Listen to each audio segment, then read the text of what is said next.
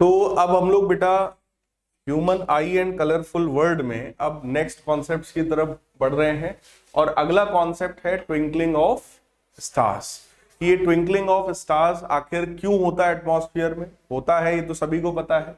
हमको ये तारे जो हैं वो चमकदार क्यों दिखाई पड़ते हैं, उस कॉन्सेप्ट की तरफ हम लोग बढ़ रहे हैं। So why do stars twinkle, ये हमारा क्वेश्चन है। कोई बताएगा क्यों ऐसा होता होगा? कोई चीज हमको अगर चमकदार दिखाई पड़ रही है इस तरीके से, तो आखिर क्यों कोई स्टार क्यों चमकदार दिखाई पड़ता है? सबसे पहली बात, वो स्टार जो है that is source of light, ठीक। और दूसरी बात, यहां पर एक डिस्टेंस की बात किया गया है जिसको लाइट ईयर बोलते हैं। That is the distance travelled by the light in 1 year. एक साल में लाइट जितना डिस्टेंस ट्रेवल करता है उसको हम लोग लाइट ईयर बोलते हैं। और कितना डिस्टेंस वो ट्रेवल करता है? 6 ट्रिलियन माइल्स, इतना डिस्टेंस लाइट ट्रेवल करता है। अब अगर हम लोग अपने अर्थ की बात करें, अपने अर्थ की अगर हम लोग बात करें, तो अर्थ का जो एटमॉस्फेयर है वो उस स्टार के कंपैरिजन में बोलो डेंसर है। किसी भी स्टार के पास जो है वो हीट ज्यादा है, तो उसके आसपास का जो एटमॉस्फेयर जो भी उसका अपना होगा वो रेयरर मीडियम होगा। जैसे जैसे उस स्टार से, यानी कि हम लोग अपना स्टार यानी सन की बात कर लेते हैं, सन से जैसे जैसे आप अर्थ की तरफ आओगे, बोलो मीडियम लगातार डेंसर और डेंसर और डेंसर और डेंसर ऐसा होता चला जाएगा, है ना। इसका मतलब वहां पर होने वाला है रिफ्रैक्शन ऑफ लाइट। तो देखो, अगर ये कोई एक स्टार है, ठीक, यहां पर दिखा रहे हैं अलग अलग जो लेयर्स हैं, उन लेयर्स में किस तरीके से आपको रिफ्रैक्शन दिखाई पड़ने वाला है, या यहां पर अलग अलग लेयर्स में कैसे रिफ्रैक्शन होने वाला है। तो इस चीज को ऑब्जर्व करिए। जो लाइट रे स्टार से निकलेगी वो किस मीडियम से किस मीडियम में जा रही है? रेयरर से denser. So it will bend towards the normal. Normal की तरफ देखो लाइट रे बेंड हुई है और बेंड हुई है, और फाइनली आपकी आईज में गई है।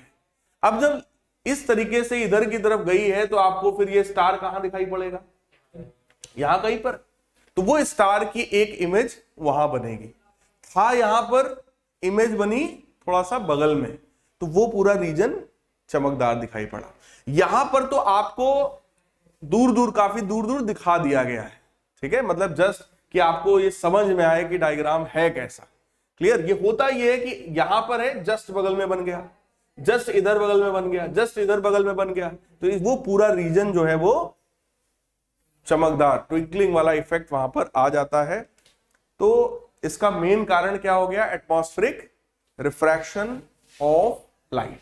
सो stars are self luminous and can be seen at night in absence of sunlight. कोई भी स्टार जो होता है that is source of light itself. Sun भी जो है वो सोर्स ऑफ लाइट है, उसके पास अपना खुद का लाइट होता है, हर एक स्टार की प्रॉपर्टी है ये, और उसके लिए हमें किसी और ल्यूमिनस ऑब्जेक्ट की जरूरत नहीं होती। हर एक जो स्टार होता है वो ल्यूमिनस होता है अपने आप में। They appear to be point sources because of their being at a very large distance from us। हम लोगों से बहुत दूर है इसलिए वो हमको पॉइंटेड दिखाई पड़ते हैं, वरना उतना छोटा सा सन नहीं है। सन बहुत बड़ा है, अर्थ से भी कई गुना बड़ा है सन। The apparent position of the star keeps changing a bit. This is because of motion of atmospheric air and changing air density and temperature। Air density, temperature, motion of air, ये सारी चीजों की वजह से एटमॉस्फेरिक रिफ्रैक्शन हुआ। Atmospheric refraction की वजह से जो स्टार यहां था वो थोड़ा बगल में हमको दिखाई पड़ा, जिसकी वजह से वो ट्विंकलिंग वाला इफेक्ट वहां पर ऑब्जर्व होता है। क्लियर है?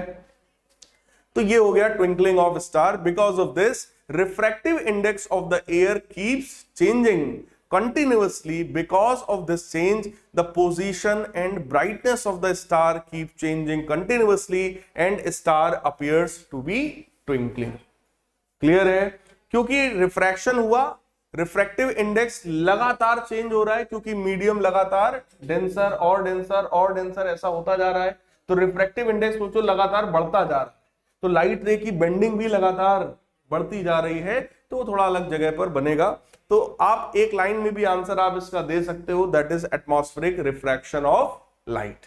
अब मैटर ये है why planets do not twinkle, planets ऐसा क्यों नहीं करते हैं? Because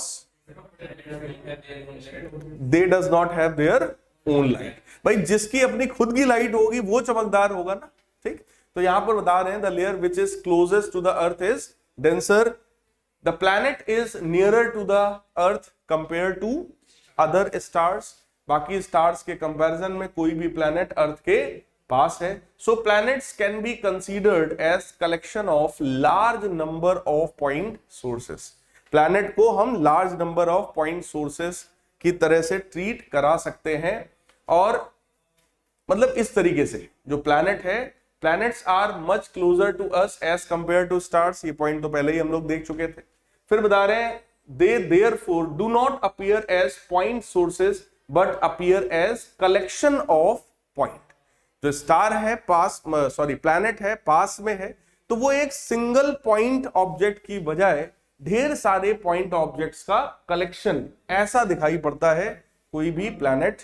because of changes in atmospheric refractive index, the position as well as brightness of individual point source changes. Individual point sources का जो ब्राइटनेस है वो चेंज होगा।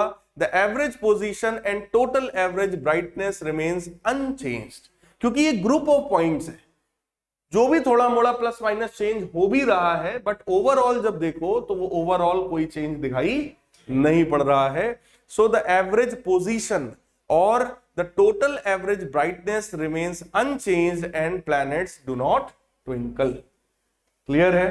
तो आप कारण दे सकते हैं कि उसके पास में है, दूसरी बात वो खुद सोर्स ऑफ लाइट नहीं है, ठीक। अब यहां बता रहे हैं एडवांस सनराइज और डिलेड सनसेट। सनराइज जब होता है तो उसके 2 मिनट पहले ही हमको दिखाई पड़ने लगता है, ठीक, और सनसेट होने के 2 मिनट बाद तक हमको दिखाई पड़ता रहता है। तो उस चीज का कारण बता रहे हैं कि आखिर ऐसा क्यों होता है। The sun appears to rise 2 minutes earlier. जो सन है वो 2 मिनट पहले ही हमको दिखाई पड़ने लगता है कि भाई सूर्योदय हो गया। बात समझ में आई? सनराइज जो है वो हो गया, 2 मिनट पहले ही हमको दिख जाता है। अब कारण क्या है? मान लो इधर की तरफ सन है और ये हमारा अर्थ है, ठीक। सन से जो लाइट रे आएगी अर्थ की तरफ, बोलो लगातार बेंड हो रही है, बेंड हो रही है, बेंड हो रही है, तो आपको सन भी यहां दिखाई पड़ेगा। तो जब सन यहां था उसी समय वो हमको यहां दिखाई पड़ गया था, बोलो यार। और यहां से यहां जब तक सन पहुंचा तो 2 मिनट उसको लग गए होंगे। क्लियर? तो वो हमें पहले ही दिखाई पड़ जाता है। कुछ बात समझ में आई? तो ये कुछ ऐसी वाली बात हो गई। मान लो मैं यहां खड़ा हूं, वो डोर है, अब उस डोर पे हम एक मिरर लगा दें तो कोई आदमी उधर से जो आ रहा होगा हमको यहां पहले दिख जाएगा। तो ऐसी वाली बात हो गई कि क्योंकि जो लाइट रे आ रही है वो बेंड होते होते आ रही है, ठीक, तो उसको पहले ही दिख गया कि भैया ये इमेज है। क्लियर? अब इसी चीज को देखो यहां पर एनिमेशन के थ्रू चीजों को समझाया गया है। तो ये देखिए अर्थ है हमारा, और अर्थ पर ये कोई एक बढ़िया पापा की परी है ये तो ये एक ऑब्जर्वर है, ठीक है। तो हॉरिजॉन्टल लाइन होती है, हॉरिजॉन्टल लाइन, ये लाइन वो है जिसके नीचे अगर सन है तो हमें दिखाई नहीं पड़ रहा है, इसके ऊपर जब जाएगा तब वो हमें दिखाई पड़ना शुरू होगा, ठीक। अब सनराइज जब हो रहा होगा तो देखो होगा क्या, अब लाइट रे जो उधर से सन से आता है वो हमारी आईज में देखो कैसे पहुंचा। ये बात समझ में आई? यहां पर ये हर एक लेयर पर क्या हो रहा है? Atmospheric refraction. इस प्रोसेस का नाम क्या है? Atmospheric refraction. Because light ray is passing from rarer to denser medium at every layer, ठीक, जिसकी वजह से लाइट रे ऐसा आया तो सन कहां दिखाई पड़ेगा? क्लियर? तो यही कारण है कि जो सन है वो आपको वहां पर पहले ही दिखाई पड़ जाता है। So that is apparent position of sun. जब सन यहां था तभी हमको यहां दिख गया था, इसी वजह से वो 2 मिनट पहले ही हमको दिखाई पड़ जाता है। क्लियर है? कोई डाउट हो बताओ भाई। फिर अगला कॉन्सेप्ट है डिलेड सनसेट का। सेम कॉन्सेप्ट, ठीक, वो भी यही होता है, 2 मिनट बाद तक हमको सन दिखाई पड़ता रहता है सनसेट होने के बाद भी। अब वहां पर भी देखो कारण क्या है? Sun appears to set 2 minutes later, तो वही है हमारा अर्थ है। और अब इस बार हम उधर की तरफ से ऑब्जर्व कर रहे हैं, सनराइज किधर से होता है? ईस्ट, और सेट किधर होगा? तो उधर से अब हमने ऑब्जर्व करना शुरू किया। लाइट रे इधर से आ रही है, ठीक। इस बार सनसेट हो चुका है तो सन नीचे है, ठीक। अब उनको फिर से कहां दिखाई पड़ रहा है, ऊपर। तो था यहां पर, दिख रहा है यहां पर। क्लियर? जब तक वो बोलो हॉरिजॉन के ऊपर होगा, इस लाइन के ऊपर होगा, तब तक वो हमको दिखाई पड़ता रहेगा। क्लियर है? तो यही कारण है कि जब सनसेट भी हो जाता है उसके 2 मिनट बाद तक हमको सन दिखाई पड़ता रहता है। क्लियर? ठीक। So this is the concept of delayed sunset. अब आया बेटा स्कैटरिंग ऑफ लाइट। तो लाइट की स्कैटरिंग करने का काम कौन करता है? तो यहां पर देखिए आपको दिखाया गया कि कोई एक सरफेस है, इस सरफेस पर अलग अलग हम लोगों ने नॉर्मल्स बनाए और अलग अलग एंगल ऑफ इंसिडेंस लाए हैं। हालांकि वो सेम है तीनों एंगल, क्योंकि लाइंस कैसी हैं, इंसिडेंट रेस कैसी हैं, पैरेलल है।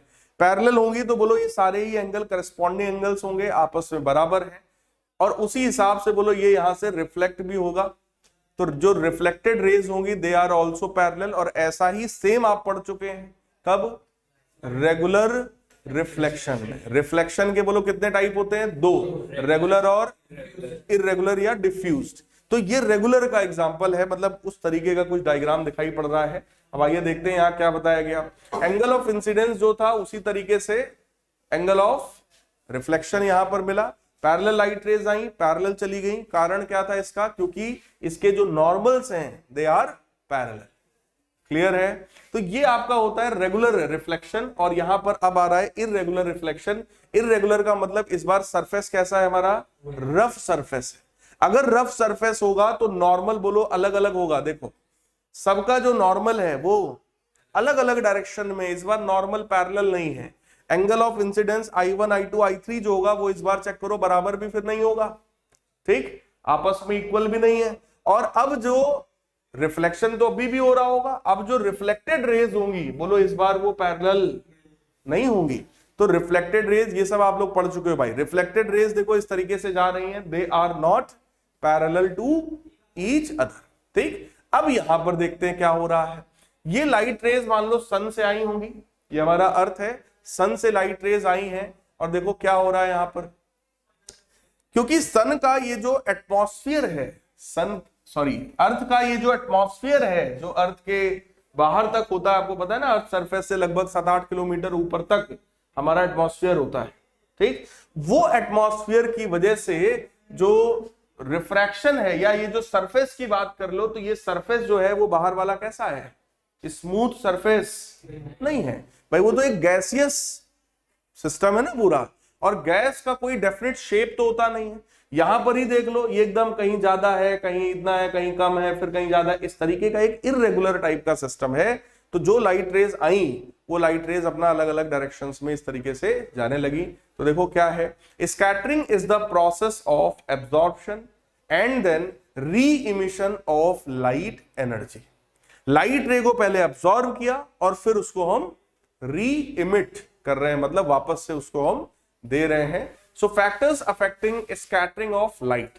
स्कैटरिंग ऑफ लाइट को अफेक्ट करने वाले फैक्टर्स क्या क्या है? सबसे पहला फैक्टर वेवलेंथ। जितना ज्यादा वेवलेंथ होता है स्कैटरिंग उतनी कम होती है। ये रेलेज लॉ ऑफ स्कैटरिंग भी है, जितना ज्यादा वेवलेंथ उतना कम स्कैटरिंग। तो आइए देखते हैं यहां पर क्या पॉइंट है हमारे पास। Violet, indigo, blue, green, yellow, orange, red, ठीक, सभी का वेवलेंथ रेंज आपको बता दिया गया है। जो विजिबल लाइट होती है, जो हमको दिखाई पड़ती है, वो बेटा 4000 से 8000 एंगस्ट्रॉम के बीच में होती है। विजिबल लाइट का वेवलेंथ कितना होता है? 4000 से 8000 एंगस्ट्रॉम के बीच में। केवल इतना वेवलेंथ होगा तो हमको दिखाई पड़ेगा, इसके ज्यादा या इससे कम होगा तो वो हमको दिखाई नहीं पड़ेगा। जैसे रेडियो वेव्स बोलो हमको दिखाई नहीं पड़ती हैं, मोबाइल का जो सिग्नल है, टीवी का सिग्नल है, ये सब हमको दिखाई नहीं पड़ता, बट वो भी क्या है? इलेक्ट्रोमैग्नेटिक वेव है। जैसा लाइट है वो लाइट का ही एक पार्ट है, ठीक, लेकिन वो हमको दिखाई नहीं पड़ता। ऐसे एक्सरे है, दिखाई नहीं पड़ रहा, ठीक। ऐसे और भी बहुत सारी रेज हो सकती हैं जो हमें दिखाई नहीं पड़ती। इंफ्रारेड है, अल्ट्रावायलेट है, वो हमको दिखाई नहीं पड़ती। हमको सिर्फ कौन सा रीजन दिखता है? विजिबल। और विजिबल मतलब व्हाइट लाइट। व्हाइट लाइट में 7 कलर्स होते हैं, 4000 से 8000 एंगस्ट्रॉम के बीच में, ठीक। कई बार 4000 से 7000 एंगस्ट्रॉम तक लिखा आपको हो सकता है बुक में कहीं मिल जाए। तो फिलहाल आप समझ लो violet light is scattered nearly 16 times more than red light. तो मैंने क्या बोला था, जिसका वेवलेंथ ज्यादा उसका स्कैटरिंग कम, तो जिसका कम उसका स्कैटरिंग ज्यादा। तो चेक करो, violet light is scattered 16 times more than that of the red light. तो सबसे ज्यादा स्कैटरिंग किसका होगा, वॉयलेट का। ये चीज कैसे याद किया आपने, वेवलेंथ जिसका कम स्कैटरिंग उसकी सबसे ज्यादा। अब हो सकता है तुमको एग्जाम में कंपेयर कराएं कि भैया येलो और ब्लू में बताओ, बोलो यार येलो और ब्लू में अगर मैं आपसे बोलूं तो वेवलेंथ बोलो किसका कम होगा, ब्लू का। तो स्कैटरिंग किसकी कम होगी, येलो की, मतलब जो ऊपर होगा। कुछ बात समझ में आया, कोई डाउट हो बताओ भाई। वेवलेंथ कम स्कैटरिंग ज्यादा, बस ये ध्यान में रखिएगा। तो वॉयलेट की स्कैटरिंग बेटा सबसे ज्यादा होता है, और शायद यही कारण है कि अगर हम लोग डेंजर सिग्नल्स की बात करें तो सारे डेंजर सिग्नल्स किस कलर के होते हैं, रेड, ताकि बहुत दूर से भी वो हमको दिखाई पड़े, उसकी स्कैटरिंग ज्यादा ना हो। स्कैटरिंग ज्यादा हो जाएगी तो बोलो वो कलर हल्का हो जाएगा। जैसे स्काई हमको किस कलर का दिखाई पड़ता है, ब्लू, लेकिन क्या वो डार्क ब्लू होता है, क्योंकि वो पूरे की स्कैटरिंग हो चुकी है वहां पर, इस वजह से ब्लू दिखाई पड़ता है। ठीक, अभी वो सब चीजें भी आएंगी। साइज ऑफ पार्टिकल की बात करें तो स्मॉलर पार्टिकल्स दिखा रहे हैं। स्मॉलर पार्टिकल्स क्या कराते हैं, लाइट रे को स्कैटर करा देते हैं। लेकिन ये तो बहुत बड़ा पार्टिकल दिखाया है, पार्टिकल का जो साइज यहां पर होगा वो लाइट की वेवलेंथ के कंपैरेबल होना चाहिए। कैसा होना चाहिए, लाइट की वेवलेंथ। और लाइट की वेवलेंथ जो हमें दिखाई पड़ रही है, विजिबल लाइट की वेवलेंथ कितनी होती है, 4000 एंगस्ट्रॉम से 8000 एंगस्ट्रॉम के बीच में। मतलब ये जो पार्टिकल है इसका साइज भी, इस पार्टिकल का जो डायमीटर है वो डायमीटर भी 4000 से 8000 एंगस्ट्रॉम के रेंज में होना चाहिए, तभी वो स्कैटरिंग करा पाएगा, वरना वो स्कैटरिंग नहीं करा पाएगा। तो ये बहुत ही स्मॉल पार्टिकल है, और इस तरह के स्मॉल पार्टिकल्स क्या कराते हैं, लाइट की स्कैटरिंग कराते हैं। तो लाइट इस तरीके से स्कैटर होगा। जब बड़े पार्टिकल में लाइट रे जाएगी तो उसकी जो स्कैटरिंग देखो दिखा रहे हैं वो बहुत ही, क्या दिखा रहे हैं, कम। ठीक, स्कैटरिंग जो है वो कम होती जाएगी। इनफैक्ट उतना बड़ा पार्टिकल होगा तो स्कैटर ही नहीं करा पाएगा। बात समझ में आई। अब डिफरेंट कलर्स ऑफ स्काई की बात कर रहे हैं कि स्काई का अलग अलग कलर क्यों हमें दिखाई पड़ता है। तो कह रहे हैं रेज ट्रेवल लीस्ट डिस्टेंस। अगर अर्थ पर इस जगह पर है तो जो डिस्टेंस वो कवर करेगा वो लीस्ट है ना, परपेंडिकुलर देखो डिस्टेंस है। सो मिनिमम स्कैटरिंग यहां पर लाइट की हो रही है। फिर अलग केस में देखो क्या है, अगर वही उधर की तरफ सन हो, तो हमारा अर्थ घूम रहा है तो हमारी पोजीशन सन के रिस्पेक्ट में चेंज हो रही है। जब यहां पर सन था, मतलब हम ऐसी कंडीशन में थे कि हम एकदम सन के क्लोज थे, तो उस समय स्कैटरिंग कम थी। जब उधर दूर की तरफ, अब हम सन से दूर हैं, तो उस समय लाइट रे को ज्यादा डिस्टेंस चलना है, इसलिए लाइट की स्कैटरिंग भी ज्यादा वहां पर होने वाली, यानी कि मोर स्कैटरिंग यहां पर ऑब्जर्व होएगा।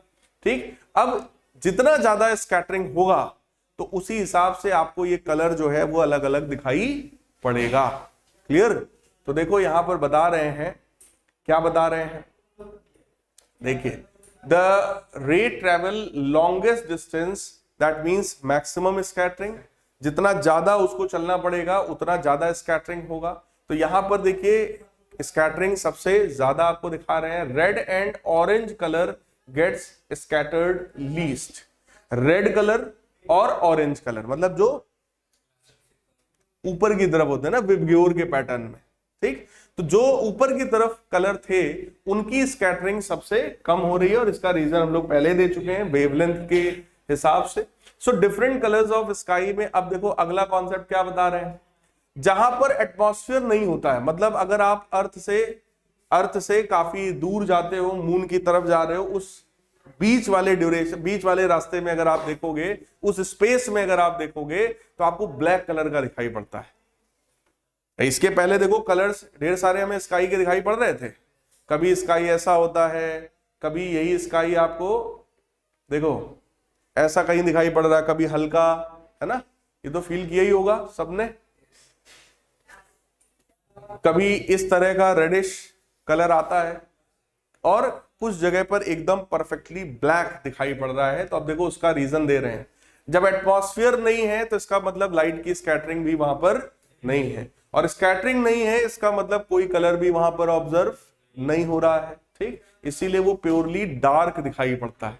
तो ये वाला जो रीजन है, ये वाला जो रीजन, भाई वो मून है, ये हमारा अर्थ है, ये सन है, तो ये जो बीच वाला रीजन है ये कैसा होगा, that will be perfectly dark.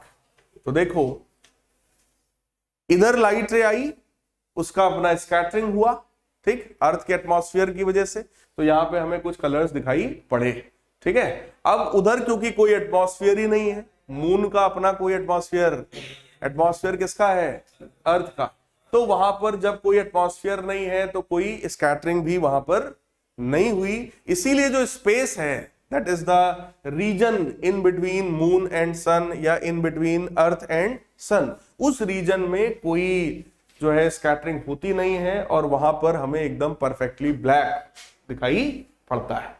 Is this clear? ठीक, तो इस पार्ट में, फोर्थ पार्ट में इसमें इतना ही था।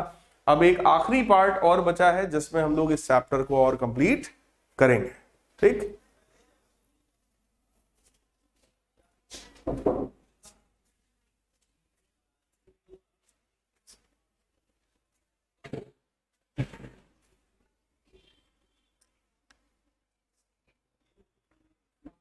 So,